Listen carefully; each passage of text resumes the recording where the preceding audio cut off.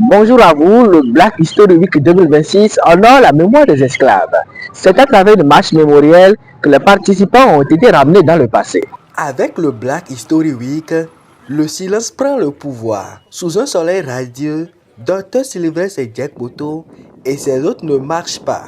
Ils remontent le temps. Ici, l'histoire n'est pas dans les livres, elle est sous les semelles. Ce n'est pas une promenade, c'est une immersion.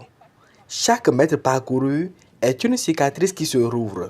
Chaque pas rappelle le bruit des chaînes et le souffle court de ceux qui l'ont traîné vers l'inconnu. Les participants battent le macadam comme on bat le rappel des troupes afin que l'oubli ne gagne jamais le terrain. C'était un rappel de l'histoire et en même temps un appel à la conscience. Ce que ça m'a vraiment touché de voir comment est-ce qu'on avait traité les esclaves, nos ancêtres, comment est-ce qu'ils ont souffert justement donc jusqu'à la traversée. La théorie des débats s'efface devant la brutalité des lieux. Cette marche est un acte politique autant que spirituel. On touche du doigt le vécu des ancêtres pour être certain que les générations futures ne baisseront plus jamais la tête. Cette marche a été organisée pour 3 objectifs principaux. Le premier, c'est commémorer.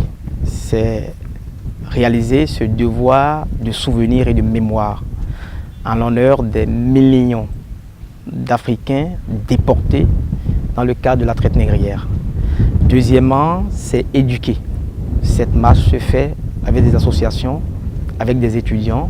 C'est passer le flambeau du souvenir, du devoir de souvenir. Et troisièmement, c'est déconstruire.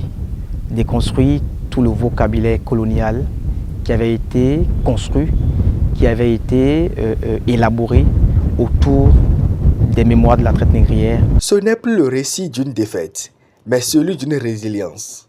À Ouidah, le Bénin a choisi de transformer les lames d'hier en la force d'une nation qui regarde enfin son destin en face. La marche s'arrête, mais l'histoire, elle, se remet en mouvement.